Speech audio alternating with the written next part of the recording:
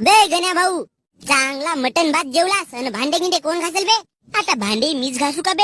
हा मग का तू नाही तर कोण घासल का? फक्त खावाला का भोसडीच्या मला खावाला खावाला म्हणतास बे? अशी किती मटन वाढले बे मला? 2 ठुसे? 2 किलो मटन मधून तर मला फक्त 2च ठुसे वाढले बे. बाकीचे तर तुम्हीच सपाटल्या. हा तर आम्ही खाऊन नाही तर का बे? 200 रुपये दिलून ना. तू किती दिलास? 20 रुपये? मसालाच 50 रुपयाचा झाला. लाल्याला घास म्हणणं भांडे मी कसं घासू? ऐ गण्या भाऊ, भात भाजी मीनच मांडलो. पाय गण्या भाऊ, त्यानं मटण बनवलं, आता तुझी बारी आहे बरं भांडे घासावाची. आईचा भुकटचा खावाचा ना रावाचा असा करावाचा असेल तर पुढेपासून तू पार्टीत नको राहू. तर ठीक आहे, नाही राहत पुढेपासून मी पार्टीत. हा तर नको राहू ना, पण आता पहिले भांडे घास तू, मग जा खोडी जाऊ मरतेस तर. बेटा मला आता पुढेपासून पार्टीतच नसे रावायचं, तर आता काय भांडे घासू बे मी?